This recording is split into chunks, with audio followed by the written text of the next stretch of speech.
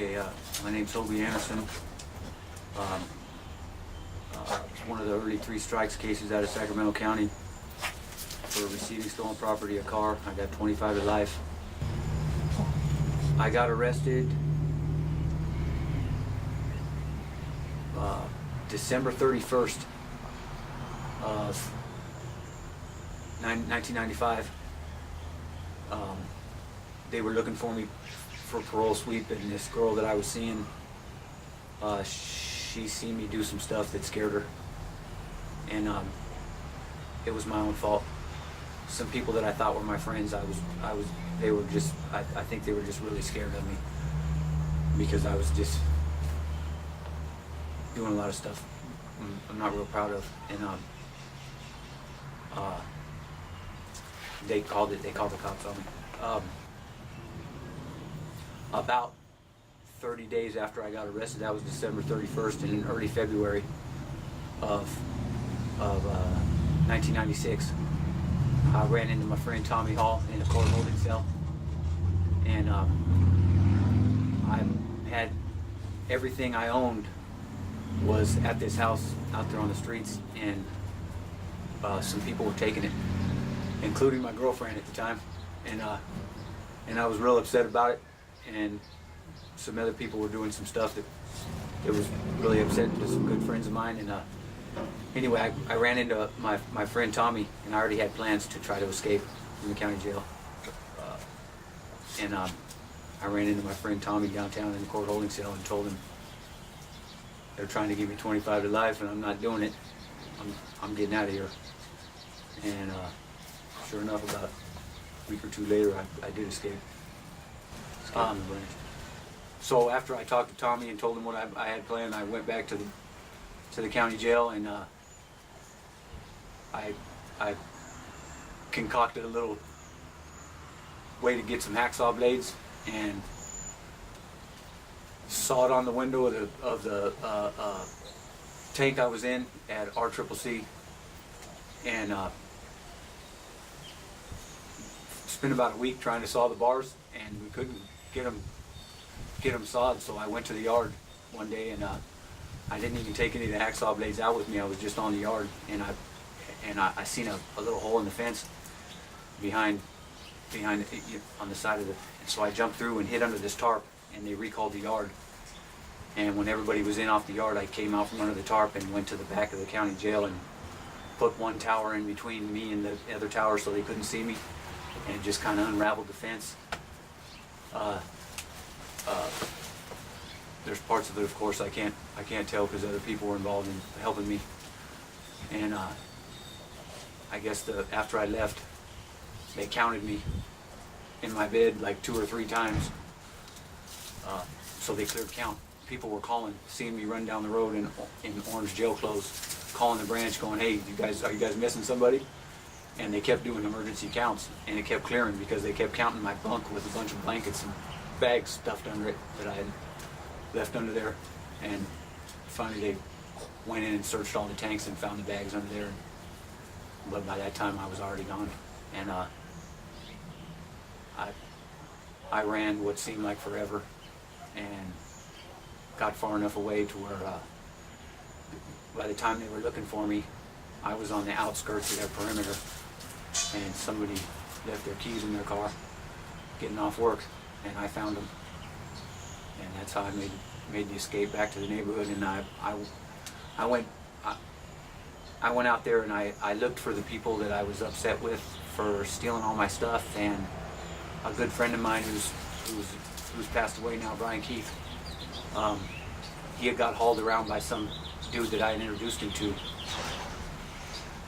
by force for like 3 days, made to drive him around. I won't say who it was, but just some bully, and that was one of the main things I was upset about him, because he was a good friend of mine, and I had introduced him to. And the same guy had went into the house with some good friends that I was living with, and kind of took advantage of them and stole a lot of their stuff anyway. So I was looking for this guy, but he went and found some place to hide out when he heard I escaped. And I didn't think that the sheriff's department would take it so serious. So I went right back to the neighborhood and started doing the exact same thing I had been doing before I was arrested. And I probably used about an 8-ball of methamphetamine in about a 10-hour period, and was having high-speed chases with stop signs and hiding in bushes where there was nobody looking for me. And basically I got myself caught acting like a spun-out idiot. I mean, besides some people, I guess everybody was telling them where I was at. But they caught me. And long story short, they caught me I was only out 2 days. And put me back in jail. Yeah. They took smoking, they took family visits, they took let's say within a 3-year period. They took smoking, they took cigarettes, they took family visits, they took good time. They were sending all these kids that never even been to prison before. A good percentage of the 3 strikers had never even been to prison before. And all of a sudden they come into prison with a life sentence and thrown on the most violent of the violent yards on level 4, with no kind of schooling, no kind of and no hope. Anyway, it's already a really volatile situation, because there's, like I said, there's no hope. You got, out of 1,000 people on the yard, you got 800 of them who don't have an end to their sentence. It's an open-ended sentence. It's so they don't think they're ever going to get out. And then there's the peer pressure of every little thing has to be dealt with in the most violent, gruesome, violent way possible. And if you don't deal with it that way, you're I don't know. Some people prosper in that environment. Some people, like I kind of prospered at first because I was so young and I wanted to fit in, and I wanted to be the same thing I was in prison as I was on the streets. I wanted to be feared. I wanted to be, the big guy on the yard. So even though I knew better than a lot of the little stuff that was going on, I didn't have any hope. So I didn't try real hard to avoid violent situations. That I could probably say, even sought them out sometimes. And then I grew up, and there was a lot of laws that have, ever since 3 strikes passed in 2004, they had Proposition 66, and I got older, and I finally matured enough to where I started recognizing that there was really no end to what I was doing.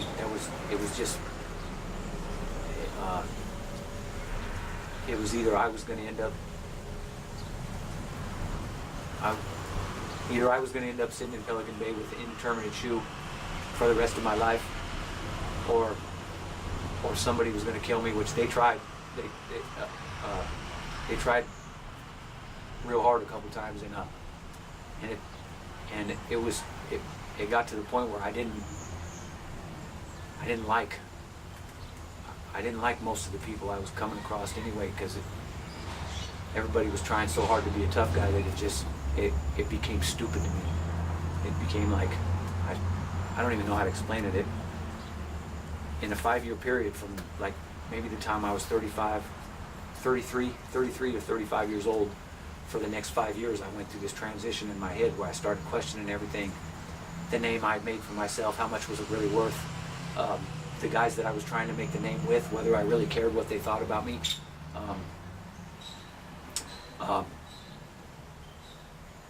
Because you can do, in that environment, you can do 100 good things, and you never really get anything for it except, a little boost to your ego and a bunch of guys that you don't even like. Most of them saying, "Oh, that's a good dude," and and then you do one bad thing. One bad thing. For instance, getting debt with another race over drugs or whatever, gambling debts, or slip of the tongue one day, say the wrong thing to the wrong person, or having somebody who doesn't like you in a powerful political position on a yard, and behind your back they can snowball something on you and have you killed over it. And I seen a lot of this happening to people around me, and it kind of got tried on me a couple times, or my own race, which you count on. You know, you're doing all this for your own race, but you count on that race to have your back all the time. And then I got to distrusting that they really didn't have my back. Anyway, I came to the conclusion over that 5-year period that everything that I put in all the blood, sweat, and tears for didn't really mean nothing to me anymore. So that was like the beginning of just a whole change in mindset. And even before Prop 66 and that outcry about 3 strikes and prison overcrowding, and even before that all that accumulated into giving me back hope again. Hey, these guys are out there on the streets. There's a lot of people out there fighting to get me out of prison because I have a non-violent 3 strikes. As much violence as I'm talking about right now, I never had a violent conviction. I've never hurt anybody in the commission of a crime. I didn't have any. All my violence was in prison because that's the way you're expected to act. And I guess I had an experience where I had got jumped on by another race in a had seg and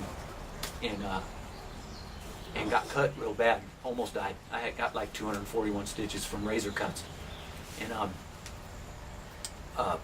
there was one guy who was in prison, had his wife send me a get well card. And other than that, all the stuff I had done trying to impress these guys, they didn't even do anything to this other race for me when this other race almost killed me for no fault of my own. Because I just happened to be there. I was in the wrong place at the right time. And wow. Wow. So what did it amount to? Because I know if the tables would have been turned, if somebody who was trying as hard as I was to be